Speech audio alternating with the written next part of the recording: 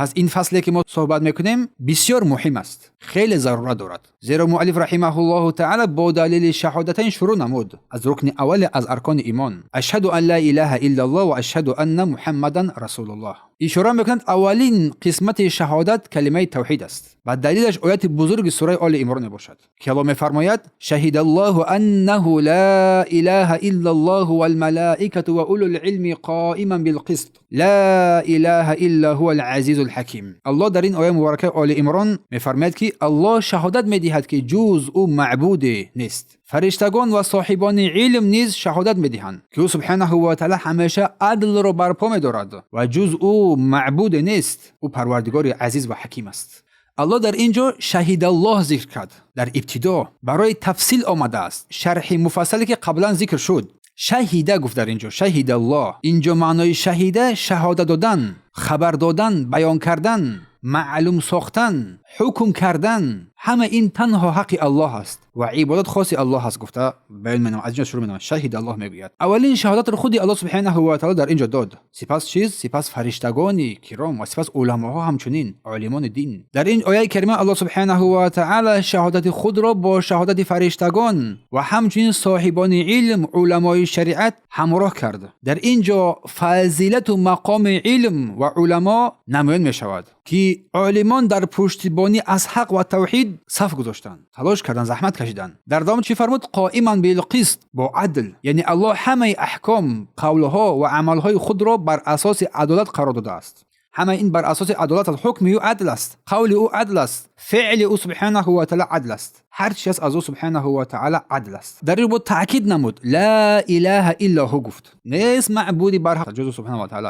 و این تکرار برای تاکید است تا انسان اطمینان بیابد که حق عبادت تنها از برای او سبحانه و تعالی است. و در دوام چی فرمود؟ و هو العزیز الحکیم. عزیز آن ذاتی که غیر قابل مغلوب شدن است، صاحب عزت است، صاحب شکوه است و کسی به او دست رساندن نمیتواند، چون عزیز است و حکیم است. در حکمش با حکمت است، در سخنش، در تقدیر سازیش، در قضایش بسیار درست است. این آیت مبارکه نشان می‌دهد که کلمه توحید لا اله الا تنها یک سخن گفتن نیست، بلکه حقیقت است که الله سبحانه و تعالی خودش بر آن شهادت داد، سپس فرشتگان، سپس اهل علم. پس این از حقیقت اصل کلمه توحید، کلمه لا اله الا الله که بر اینجا ما رسیدیم، که در اینجا مؤلف رحمه الله تعالی تفصیل میکند این رکن اساسی را که این رکن لا اله الا الله بر دو رکن اساسی قائم شده است، بر نفی و اثبات. پس معنای شهادت شهید الله انه لا اله الا هو، لا اله الا هیچ معبود به حق سزاوار عبادت نیست بجز الله. کلمه لا این نفی است، رد کردن جنسی تمام چیزها.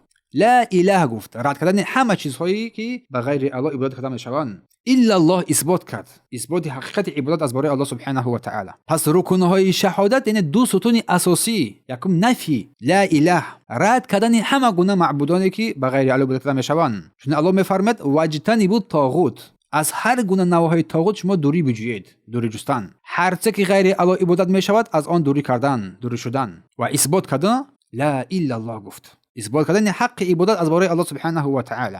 و الله فرمود واعبدوا الله، الله را عبادت نمایید و بر او کسی چیزی را شریک قرار ندهید. پس این نقطه های مهمی که مؤلف در این مقدمه اول ذکر نمود، لا اله گفت رد کردن همه چیزهایی که میتواند نقش اله را ببازد، چی آدم، چی پیامبر، چی ملائکه، چی بود، چی سنگ، چی خاک، چی هر چیزی که باشد، باطل شمردن همه این چیزها، همه این رو باطل دانستن. پس الا الله، این عبادت از برای الله صرف کردن. برای همین در گفت کلمه توحید دو پایه اساسی دارد، نفی و اثبات است. دو رکن اساسی دارد، نفی و اثبات. لا اله الا الله. و در دوام چی فرمود؟ لا شریک له فی عبادته، هیچ شریک ندارد در عبادتش. الله سبحانه و تعالی در عبادتش هیچ شریکی ندارد و نیازی بر هیچ شریکانی ندارد.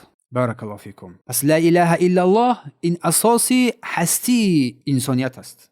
پس مخالفت نمودن این لا اله الا الله اساس هلاکت و بدبختی انسان است. پس لا اله الا الله این قانون حیات انسان و خوشبختی انسان در دنیا و آخرت است. چی کسی باید عبادت شود؟ تنها الله. چی چیز عبادت نشود؟ هر چیزی که غیر الله است، اگرچه منزلت بالایی داشته باشد هم. پس این همان معنایی است که تمام پیامبران واسه آن دعوت کردند، واسه این کلمه لا اله الا الله. الله میفرماید که ولقد بعثنا في كل امه رسولا ان اعبدوا الله واجتنبوا الطاغوت. در سوره نحل آیه 36 ما از برای هر یک امت، هر یک قوم پیامبر فرستادیم به این دعوت که الله را عبادت نمایند و از طاغوت دوری بجویند. پس واعبدوا الله را عبادت نمایید و اجتنبوا الطاغوت و از طاغوت دوری بجویید. این اساسی حیات و زندگی انسان است. دارای دو رکن است. پس یعنی انسان در قلبش اولا و عمل کردن با آن کلمه همه معبودان باطل را نفی کردن و عبادت از برای الله قرار دادن، اخلاص از برای او کردن. لا شریک له فی عبادتی می شود، در عبادتش برای او کس شریک نمیدهی. کما انه لا شریک له فی ملکی، چون در ملک شریک نیست، در آفرینش شریک نیست. کسی گفتن نمیتونه که آفتاب را کسی آفرید تا حاضر مردم پیدا نشده است، یا کسی گفتن نمیتونه که من شب رو روز میکنم روز و شب نمایان. پس مادام که این را اقرار نمایی، پس عبادت را از برای اقرار نما. این چون که الله شریک در ملکش ندارد، همچنین در عبادت هم شریک هم قرار گرفته نمیشود. این قسمت خیلی بسیار مهم است. کلمه توحید لا اله الا الله. ابراهیم علیه السلام میفرماید الله سبحانه و تعالی در سوره زخرف از قول ابراهیم علیه السلام و اذ قال ابراهیم لابیه و قومه اننی براء مما تعبدون. هنگامی که ابراهیم بر قوم و پدرش گفت چی گفت؟ اننی براء مما تعبدون، من بیزار هستم از آن چه که شما عبادت میکنید. براء جستن گفتیم ما الا الذي فطرني، مگر آن پروردگار مرا آفریده است. فانه سیهدین، آن پروردگار است که مرا هدایت مینماید. و جعلها کلمه باقیه فی عقبه، و ابراهیم علیه السلام این کلمه را در عقب در ذریه خود باقی ماند. یعنی وقتی که ابراهیم با پدر و قومش گفت چی گفت؟ من از هر چیزی که شما میپرستید بیزار هستم. این از عقیده. اساس عقیده در کتاب الله سبحانه و تعالی است. عقیده را دیگر از جای دیگر نکوبید. اما علما این بیان کلام الله را برای شما شرح دادن، کتاب عقیده نویسیدن تا که شما برای شما آسان‌تر شود. اما همه اساسش در کتاب الله سبحانه و تعالی است. یعنی جز آن ذات، ابراهیم جز آن ذات کسی دیگر رو من عبادت نمیکنن، زیرا اوست که من را بر من راه را نشان داد. این کلمه رو بر نسل خود بر فرزند خود باقی ماند. ایننی براء مما تعبدون گفت. کلمه براء بیزاری و کنارگیری است. بیزاری جستن، خود در کنار گرفتن. تو در یک طرف باقی میمونی و مشرکین در یک طرف باقی میمونن. تو در یک دیر زندگی میکنی، در دیر اسلام زندگی میکنی، مشرکان در دیر خودشون زندگی میکنن. براءت میجویی، خود رو آزاد مینمایی از هر آزار و اذیتی که آنها بر بالت میآورن. تمام رشته، تمام پیوندها را از شرک بریدن، حتی باریکترین نقطه را چیز کندن. به هیچ چیزی، نه با عقلت، نه با دلت، نه با ذهنت، نه با فکرت، نه با دستان، نه با جسمت با آنها نمیپیوندی. از دیار آنها، از مسکن آنها، اما پیش از این تو از عقیده و افکار آنها براءت میجویی. سپس بعد از این، پس این است در این آیه کلمه، این است معنی کلمه لا اله الا الله، رد نفی شرک، براءت از شرک. ابراهیم علیه السلام اعلان کرد که همه معبودهایی که قومش عبادت میکنند از اونها براءت جست. از پدر خود شروع کرده لا اله، سپس الا الله، الا الذی فطرنی گفت. الا الله فطرنی، آفرید مرا از ابتدا، از نستی مرا پیدا کرد با فطرت سلیم و صاف و پاکیزه. یک تنها آفریدگار پروردگار است. پس عبادت از برای او سبحانه و تعالی است.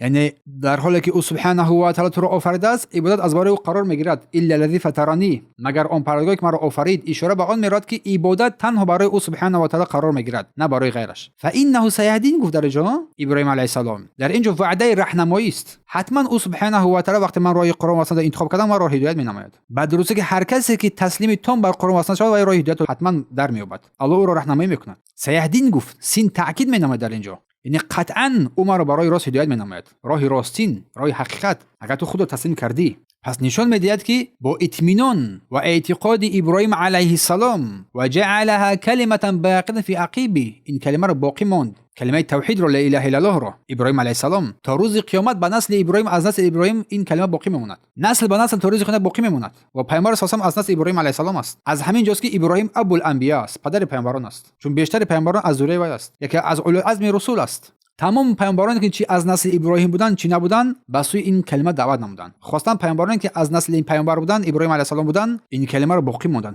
نسل به نسل باقی موندن، تا آن دمی که پیامبر حضور ظهور کرد و این کلمه رو بار دیگه برای ما روشن و واضح تر کرد. پس نسل ابراهیم، نسل پیامبر صلی الله علیه و سلم، کسانی که از او پیامبر پیروی نمودن، راه هدایت رو پیشه نمودن، همیشه اینها چیز میراثبران پیامبران این کلمه رو نسل به نسل باقی میگذارن. و الله سبحانه و تعالی در سوره بقره آیه 32 تاکید مینماید و وصى بها ابراهیم، وصیت کرد با این کلمه ابراهیم فرزندانش را. و یعقوب چی نصیحت کرد؟ یا بنی، ای فرزندان من، ان الله اصطفى لكم الدین، الله برای شما یک دین رو برگزید، دین اسلام رو. فلا تموتن و الا وانتم مسلمون، شما نمیرید مگر با دین اسلام بمیرید، مسلمان بمیرید. مسلمون گفت ابراهیم، یعقوب و تمام پیامبران دین آنها اسلام بود. اسلام یا عام میگن این را، مگر رو قبول نکنید مگر اینکه با اسلام بمیرید، مسلمان بمیرید. پس این قول ابراهیم علیه السلام و قول اسحاق، یعقوب و دیگر پیامبرانی که هستند تفسیر عملی و روشن است برای معنای کلمه توحید. اینی براء مما تعبدون، گفتم بذار از که شما عبادت می‌نمایید الا الذی فطرنی، مگر اون پروردگار مرا آفرید. پس این معنای کلمه لا اله الا الله است، نفی و اثبات. و این کلمه میراثی باقی مانده است که نسل به نسل چیز باقی میماند. یک درجه عظیم است که انسان اگر داخل این شود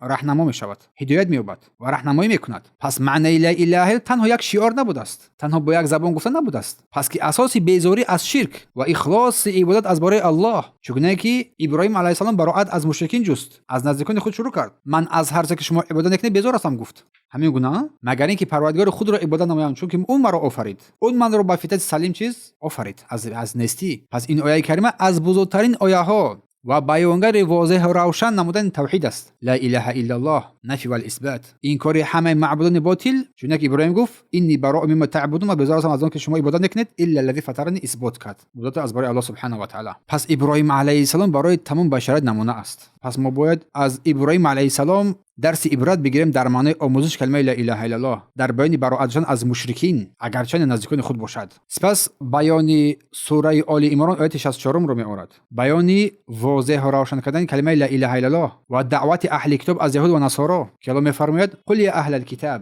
بگو ای پیامبر صلی الله علیه و آله با اهل کتاب، تعالوا حلوم بیاید الی کلمه، بس این کلمه بیاید، کلمه لا اله الا الله، سواء علینا بیننا و بینکم، این کلمه بین ما و بین شما برادری و برابری میاندازد. این کلمه لا اله الا الله خطاب به سوی یهود و نصارا است. الا نعبد الا الله، بیاید که ما تنها الله را عبادت نماییم، ولا نشرک به شیئا، با او کسی چیزی را شریک قرار ندهیم، ولا يتخذ بعضنا بعضا اربابا، بعضی از ما بعضی دیگر رو رب قرار ندهیم، من دون الله، فان تولوا فقولوا اشهدوا بان مسلمون، اگر آنها روی گرداندن پس بگو که ما مسلمان هستیم، شما کافر هستید. آشکار گفتن در کار است این را بر کفار. قل یا اهل الکتاب، خطاب به سوی پیامبر گفتیم با دعوت روشنی که دعوت قاطع اهل کتاب یهود نصارا دعوت کرد، به حقیقت آنها را خواند. تعالی گفت بیایید، حضور یابید، گرد آید جمع شوید برای یک کلمه حق. ای اهل کتاب بیایید واسه این کلمه حق، یک کلمه، این کلمه لا اله الا الله است، واسه این یک کلمه بیایید. اشاره به این که این یک کلمه است که با زبان آسان گفته می شود ولی معنایش خیلی بزرگ است، معنای عظیمی دارد. الی کلمه سواء بیننا و بینکم، واسه این کلمه بیایید که بین ما و بین شما برابری و برادری می آورد. کلمه سواء یعنی سخن عادلانه و برابر، یعنی یک قرار عادلانه است، قرار است که بین ما و بین شما یکسانی را میارد. کلمه عدالت است این کلمه لا اله الا الله، که همه رو با همدیگه برابر میکنه، برادر میکند. خون رو نگاه میدارد، مال رو نگاه میدارد، ناموس رو نگاه میدارد، حیا رو نگاه میدارد، عفت رو نگاه میدارد. اگر این کلمه رو گفتن، هر کس گفت، دیگر همه برابر و برادر میشوند. انما المؤمنون اخوه میگردن، مؤمنان برادر همدیگر هستند. یعنی کلمه لا اله الا الله، این کلمه است که بر ما و شما، بر تمام جهانیان واجب است این کلمه رو با زبان راندن، تصدیق کردن، عمل کردن. اگر گفتیم این واجبیت رو با زبان راندیم و عمل کردیم، پس ما مسلمان میشویم، برابر میگردیم. الا نعبد الا الله، این کلمه واسه چی را دعوت مینماید؟ جز الله کسی دیگر رو عبادت نکنیم. همین است، جز الله کسی دیگر عبادت نکنیم، تنها او رو عبادت نماییم. در دوم چی گفت؟ ولا نشرک به شیئا، و بر او کسی چیزی رو شریک قرار ندهیم. اصل معنای کلمه لا اله الا الله بر این آیه های کریمه یعنی یگام چیزی رو بر او عبادت نکنیم، بر او شریک نسازیم، نه بوت رو، نه طاغوت رو، نه آتش رو، نه انسان رو، از بزرگترین انسانان نه پیامبری رو، نه فرشته رو، هیچ کسی رو. شیئا گفت در اینجا نکره است، یعنی تمامی چیز داخل میشه، عموم است. هیچ چیز باید در برابر عبادت الله شریک قرار داده نشود، هیچ چیز نباید پرستش شود بجز الله. ولا يتخذ بعضنا بعضا اربابا من دون الله، نسیت بعدی، بعضی از ما بعضی دیگر رو پروردگار اله قرار ندهیم که عبادتش نماییم، مثل یهود و نصارا، مثل صوفی ها، مثل شیعیان و هر کس که بین ها است. اینا قسمتایی که دعوای اسلام میکنند رو هست، ولی که غیر اسلام با چقدر با بیشتر است. الله یعنی در این آیه کریمه من میسوزد که کسی دیگر رو تو به حیث پروردگاری اقرار نمایی، نه، قطعا جایز نیست. از او دعا و کمک یاری مدد طلبی قطعا جایز نیست. نه رئیس، نه رهبر، نه علما، هیچ کسی رو نباید هیچ یک از نفران رو قانونگذار قرار بدهی، قانون آن را شریعت قرار بدهی، نه، قطعا تنها کتاب الله سبحانه و تعالی و سنت او پیامبر صلی الله علیه و آله. یعنی در اینجا گفته میشه که شریک در اطاعت در عبادت نیست. در اطاعت تو کسی رو اطاعت فرمانبرداری نمیکنی بجز الله، اما علما اطاعت فرمانبرداری کردن میشوند به خاطر آنکه شما رو با پروردگار میرسان، اما مخالفت کردن اونها رو پیروی کردن نمیشود. علمای اهل بدعت، علمای ضلالت رو قطعا گوش کردن نمیشود، حرام از گوش کردن آنها. اما علمای اهل اهل سنت را مورد احترام قرار میدهیم، گوش میدهیم، اما در آنچه که اشتباه است، چون پیامبر گفت کل بنی آدم خطا، تمام فرزندان انسان خطاکار هستند، در اشتباه چیز ما چیکار میکنیم؟ نمیپذیریم، بلکه حق رو میجوییم. یعنی نباید انسان دیگر را عبادت نماید، نباید انسان قانون انسان دیگر را اطاعت نماید، تسلیم شد فرمانبرداری کند. تنها دستورالعمل تو کتاب الله باشه با سنت پیامبر صلی الله علیه و سلم. و علما تو رو به سوی این راهنمایی میکنند و عالم یک تو رو به سوی این راهنمایی نکرد و عالم نیست و طاغوت از جاهل است. چون پیامبر فرمود که لا طاعت لمخلوق فی معصیت خالق، اطاعت مخلوق در معصیت خالق هرگز و هرگز جایز نیست. و فرمود که انما طاعت فی المعروف، با درستی که اطاعت کردن در کارهای معروف از این کارهای درست و حلال و پاکیزه در شریعت اسلامی است، نه در گناه و معصیت. حتی پدر هم باشد، مادر هم باشد، هر کسی باشد در گناه و معصیت از او اطاعت کردن نمیشود. روایت بخاری و مسلم است. پس اینجا در این آیه کریمه و این احادیث جزء از توحید طاعت میگویند. اطاعت فرمانبرداری تنها از برای الله و رسول الله است، نه از کسی دیگری. مقابل این شرک است، شرک اطاعت میشود. اگر تو کسی رو در غیر الله اطاعت کردی، فرمانبرداری کردی، شرک در طاعت میشود. نباید اطاعت در نافرمانی الله از هر کس کرد، نه والدین، نه راهبر، نه دیگران. اگرچه اطاعت پدر و مادر، اطاعت راهبر مسلمان ها واجب است، امر الهی است، فرمان الله سبحانه و تعالی است. با کتاب الله و سنت پیامبر اطاعت آنها واجب است، ولیکن نه در معصیت. امر بر معصیت شد دیگر نه اطاعت است نه فرمانبرداری. فان تولوا، در دوام آیات از قول ابراهیم، فان تولوا، اگر آنها روی گرداندن از این کلمه لا اله الا الله، از این اطاعت فرمانبرداری، یعنی اگر نگذارند که الله یگانه اطاعت کرده شود، عبادت کرده شود و فرمان او جاری شود، فقولوا اشهدوا بان مسلمون، پس شما بگویید ای مؤمنان ما مسلمان هستیم. بدونید که شاهدی بدهید و بگویید با دهان پر ما مسلمان هستیم، تسلیم فرمان الله هستیم و گواهی میدهیم که شما مشرک هستید، کافر هستید. براءت بزوری از شرک. یعنی ما فقط بر توحید تسلیمیم، با اخلاص عبادت از برای او سبحانه و تعالی، بدون سرکشی. ما مسلمانیم، با اخلاص الله را عبادت می‌نماییم، با اخلاص از قانون‌های او اطاعت فرمانبرداری می‌نماییم و قانون او را دستورالعمل حیات خود قرار می‌دهیم، اما از غیرش روی می‌آریم. از هر گونه قانون باشد، دموکراتی است، سوسیالیستی است، کمونیستی است، آلمانی است، هر چیزی که از زیبیلدانی افکار انسان ساخته شده است، باطل است، اساسی ندارد. این اعلان آشکار است، ثابت بودن در اسلام حقیقی، فرق بین مسلمان و کافران در ظاهر. پس این آیت کاملترین دعوت به سوی عدالت است، از اهل شرک، از اهل کفر، به سوی این کلمه بیایید که برابر می‌سازد ما و تو را، برادری می‌سازد بین ما و تو. معنیش روشن است و عبادت تنها از برای الله قرار بگیرد، نه از برای غیرش. شرک رد کرده شود، قانون او الله پذیرفته شود و غیر قانون او رد شود. توحید طاعت میگویند طلب کرده می شود، چی دانشمند باشد، چی امیر باشد، چی راهبر باشد، چی حاکم باشد، هر کسی باشد مخالف امر او فرمانبرداری کرده نمی شود. تنها در برابر فرمان الله ما تسلیم هستیم، اما فرمانبرداری اینو کرده می شود با فرمان الله باشد. اگر کسی روی گردان در آخر رایج فرمود بدونید که ما مسلمان هستیم، شما مشرک هستید. پس این آیه کریمه حقیقت معنای کلمه لا اله الا الله را نیز بیان می‌نماید.